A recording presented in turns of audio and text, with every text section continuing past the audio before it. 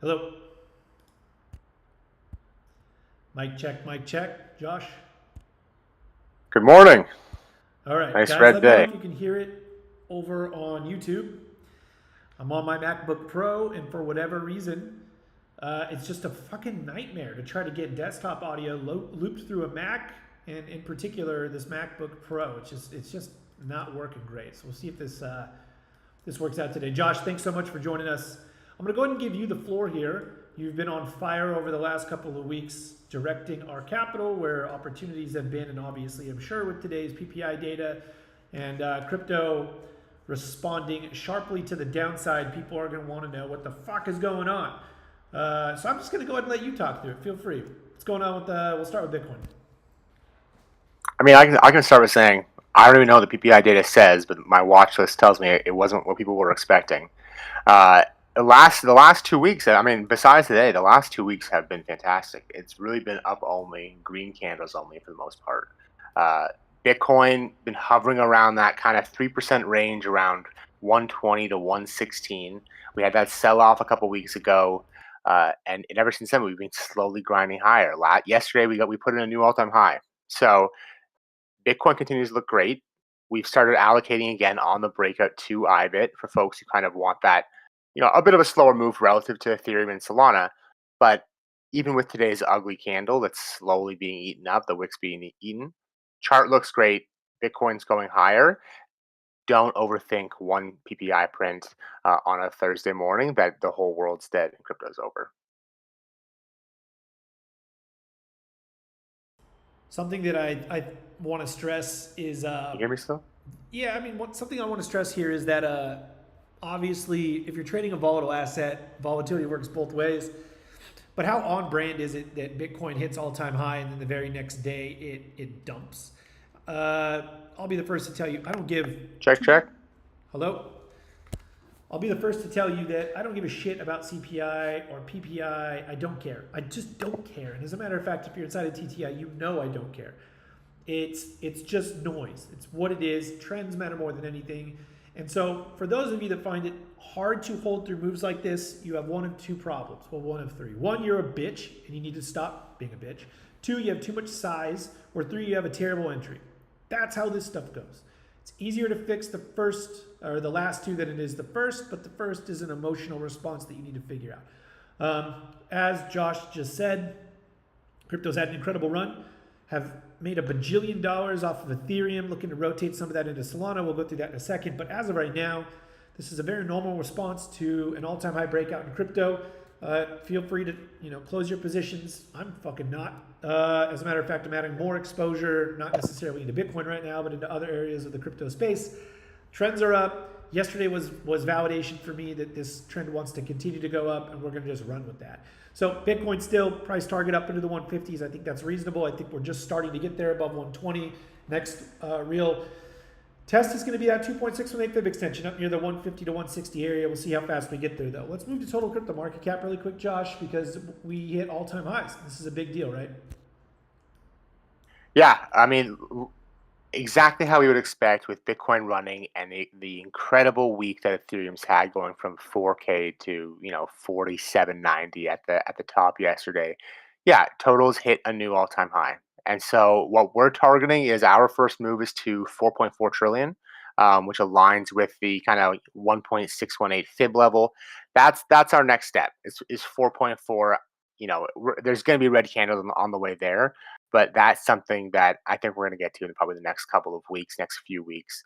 And then from there, we've talked about this for weeks on end that, I think you think we're going to 4.5 trillion for sure as the first point. And then, with me, I'm saying we're going 6 trillion plus. And I think as capital continues to flow in, as Ethereum continues to make new all-time highs, once it does make its all-time high, and Bitcoin moves to 150, like you said, is our target, and then drags the rest of the market up, whether it wants to lead or just kind of follow behind. Like, this market's going significantly higher, and total is the kind of risk on signal for that. We've always talked about, as long as price is over 3 trillion, we're very clearly in a secular bull market. And although it hasn't always felt like that over the last handful of years in crypto, very clearly now you can see that step ladder that we're taking to higher highs and higher lows. And so for me, I'm full risk on unless we got to get a significant pullback and we're dropping back down sub, call it 3.5 trillion. This chart's going higher as well as the entire crypto market space. I'll go out and say it. As long as we're above 3 trillion and that 200-day moving average, I'm long, and I don't care what anybody says. I mean, it's part of the reason why we're up $1 bajillion in the Ethereum trade right now. Is if we were listening to all the pundits and critics and assholes on Twitter and YouTube and TikTok and Instagram and every fucking else other than the chart, we would have sold Ethereum a long time ago, and instead we're holding it with max size into an all-time high breakout. Most people are fucking wrong about most things in the market. Follow the trend, which leads me to the next kind of topic of conversation before we get into Ethereum and Solana and stuff. Is you've talked a lot about Total 3. It's making a push up towards its all-time high. Tell me why this is significant and what we can expect when this does eventually break above 1.14 trillion. Yeah, I mean, of total being well over 4 trillion now, a massive percentage, 3 of that trillion, is literally Bitcoin and Ethereum. And so Total 3 is highlighting the crypto market cap, excluding Bitcoin and Ethereum. As this breaks new all-time highs, you can expect that risk should be levered up. I'm not saying everyone should do futures, but levered up into this market as things are about to rip. With this specifically talking about assets in the top, probably 25, the top 10, that are more weighted heavily, names like BNB, names like XRP, names like Solana, right? They are helping to move this higher. And so when this breaks all-time high, you need to have exposure to those names. And then once we, switch over to the others chart, which looks at all of the crypto assets outside of crypto in the top 10. So that excludes your Bitcoin, Ethereum, XRP, BNB, Solana, Cardano, things of that nature. When this chart continues to be making higher highs and higher lows, you again need to be risking on. If we somehow get where this chart doesn't seem like it's a far stretch, given that the highs are 451 billion. If this chart breaks to all-time highs, you need to be owning the shit that is the shit. The far left on the risk curve, things are going to be going parabolic. And so that's kind of the steps, right? We're in Bitcoin, Solana, and Ethereum trades right now in TTI for the most part. A number of us are also trading altcoins, but the vast majority is in those 3 heavy hitters. As Total 3 hits new all-time highs, we want to start scaling into all of the other majors that have great setups. I shared a couple last night in TTI. XRP looks like it's about to break to all-time high after a previous all-time high break, kind of retesting a key level now. Those are the names we want to add going into that. As those names start running, we want to take a look at others. Once others is starting to make its way to all-time high, that's when we throw the risk on for those small, mid-cap, micro-cap coins and take that kind of into the final parabolic run of, either that leg or the market cycle as a whole. So let's talk really quick about the Ethereum and the Solana trade. Obviously, if you've been following the content, you know that we've been in Ethereum for a long time now. Right? The beginning of May is when we first started to establish that position. We've been able to add into this trade systematically over the last couple of months. And obviously, like I said, this is probably one of the biggest trades we have on right now as a group. We have exposure going out into 2027, actually, that just turned free.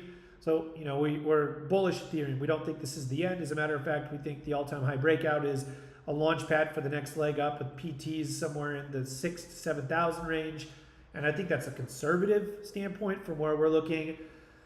I'm talking like within the next 6 months, I think we could be in the 6,000s, depending on how fast liquidity continues to move into Ethereum. Maybe we're there in the next couple of weeks. I have no idea. We're strapped in for the ride. We've managed risk, and we're making a bunch of money on this. But the newsletter I sent out yesterday talks about kind of the idea of, is this the time to be adding more Ethereum? Well, I think the all-time high breakout gives us an opportunity to add more risk in. It's not the same opportunity as it was 3 or 4 months ago with the R2R jacked through the roof. We can see that using the ETH BTC chart, we're still very early in the move against Bitcoin. We're up about 80% versus the last cycle of 400. So we still think there's going to be a lot of overperformance in Ethereum moving forward over the next 12 to 24 months. But right now, we're looking to allocate more of our capital towards Solana and less towards Ethereum. Again, that does not mean we're closing Ethereum. It just means that if you're sitting with some capital right now and you're looking where to place it, we think the setup right now that gives a better R to R is Solana, and it really comes down to something that you were just talking about, which is liquidity. Market caps matter. We know liquidity is flushing the market right now.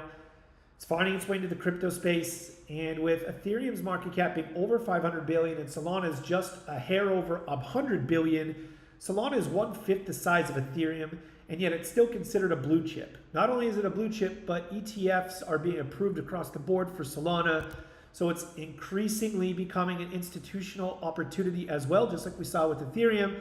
And so right now, if you think about it, liquidity is rushing into the market.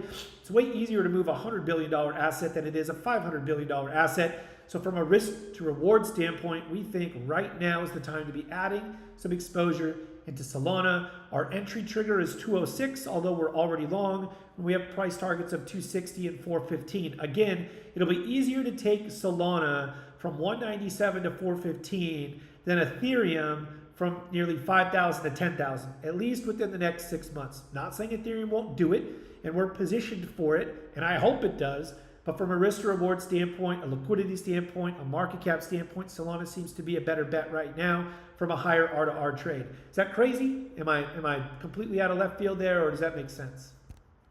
It makes sense. I mean, I still stand with, the next Ethereum, the next catch up Ethereum trade is still Ethereum, especially with this kind of treasury company hype. But you're right, right? Solana, it's much easier to move that same percentage based on market cap, and especially with the catalyst of spot ETS. Whether they're a success or not is irrelevant.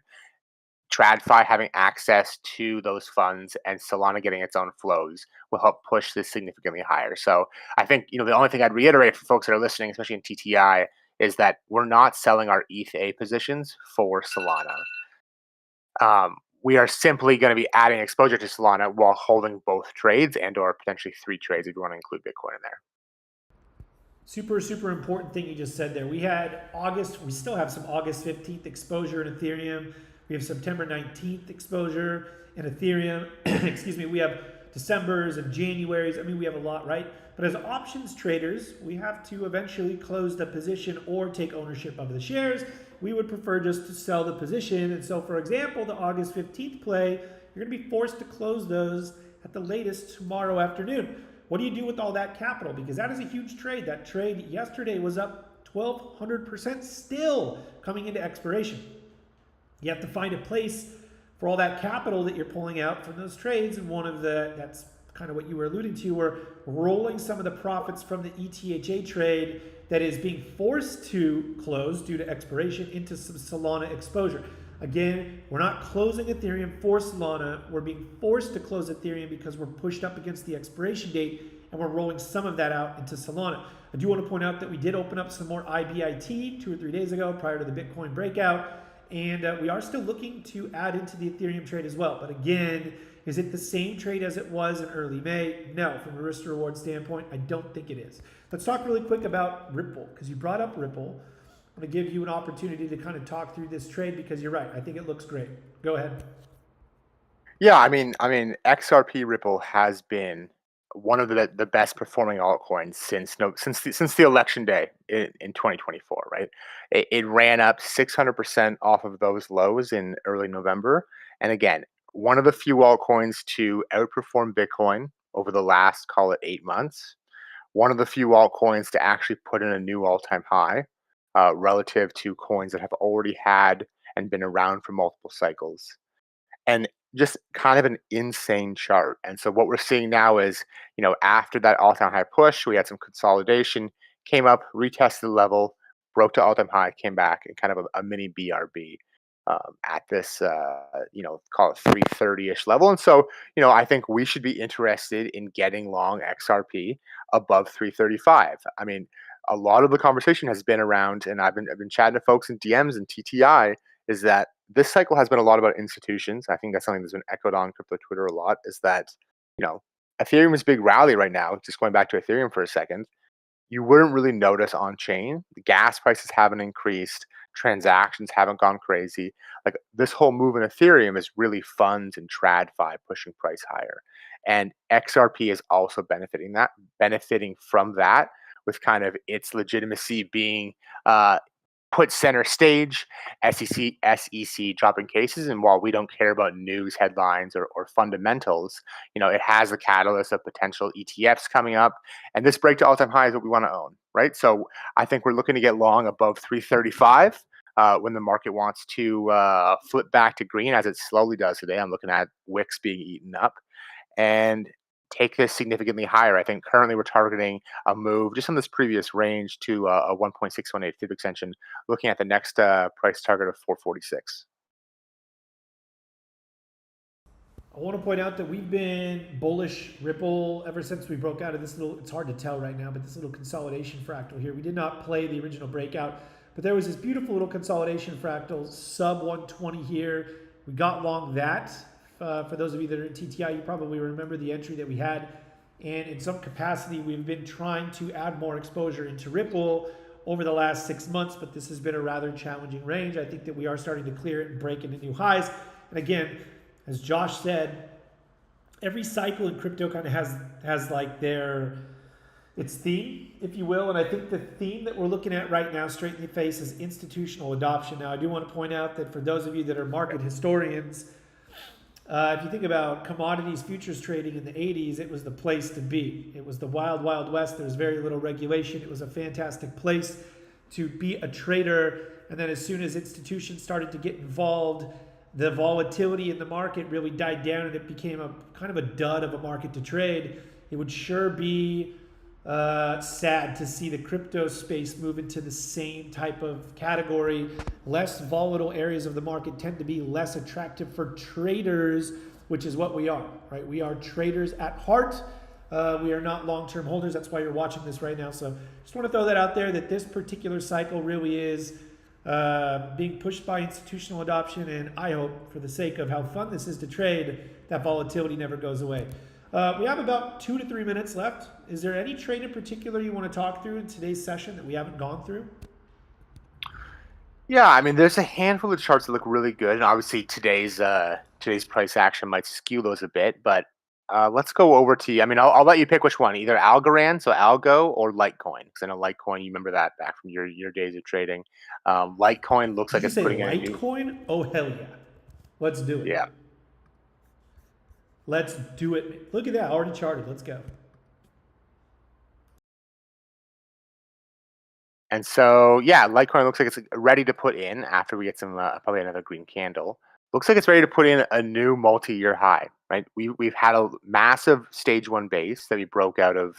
Um, when was it? Yeah, December of this year, where we ran up to about 140 and kind of just chopped around there. Came back, fell back under in the inside of the stage one accumulation area, and now going vertical, right? And so now we're trading 123, but essentially we're looking to take Litecoin on a 135-ish break to new multi-year highs, and then take I'm that going to interrupt you to and tell you, everybody listening to this, buy Litecoin above 140. It's already, that's it. Yeah, we're buying it. Yep. You don't even have to explain it. This is the same fucking pattern we bought for the last 3 years. Best performing pattern in the market. Statistically speaking, stage one into a stage two breakout. You're trading above an anchored VWAP from the previous November highs. Josh, this is fucking beautiful. This is like, TA 101. This is trading as a kindergartner. You buy the 140 breakout, you throw the stop under 118.50, and you hold your butts for the bigger move. This is as easy as it fucking gets, folks. We're trading north of a 200-day sloping average. We're trading within a bullish momentum regime. You can see volume falls off above 140. This is, in my book, an A setup. I will be taking it. That is fantastic. you made the trade idea easy for me. So yeah, exactly. The only negative side is just the connotation on crypto Twitter that when Litecoin's running, the market's about to top. But besides that, I think it makes total sense. Yeah, above 135, above 140, and take this to. It's funny. Chris just asked, "Where's the LTC ETF?" There is none, right? This is something we would have to go buy on Coinbase or a different crypto exchange. Correct, but there are rumors that ETF is coming as well. Are you old enough to remember Charlie Lee? I don't think The so. original creator of Litecoin. Oh yeah, yeah. And he dumped on everyone at the He, top. he fucking tweeted, "Hey, I'm gonna close most of my Litecoin position. Don't freak out." And it was like up here, and the like 2 days later, LTC peaked.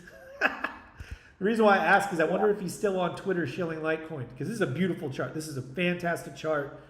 I want to be involved above 140. Price targets 201.80. I mean, just above 200 bucks. Next one up 300. Hey, listen, you don't have to marry it. Just date it for a night, for a week, for a month. Get rid of it when it stops working. This is a very, very, very attractive setup from an R to R standpoint. Josh, you hit it out of the park with this one. I really like this setup. Love to hear it. Okay, guys, that's it for us today. Josh is not going to be with us next week. He's camping in the wilderness, so say a prayer for him. He's going to be camping with bears and wildlife in northern Canada, somewhere up in Canada. So stay safe. Hope you enjoy your vacation. You've definitely earned it. You've made us a lot of money over the last couple of weeks, and I very much appreciate you. Hopefully, those of you listening also appreciate Josh. He was the main reason why we got into Ethereum when we did. Like I said, we're up a bajillion goddamn dollars in Ethereum right now, and the sky's the limit for that trade. Now it's about diversifying a little bit through the rest of the crypto assets that we think will be able to make us a bunch of money. So Josh, thanks again. Hope you have a great vacation. My pleasure. And folks, enjoy the rest of your week. We'll talk to you not next week, but the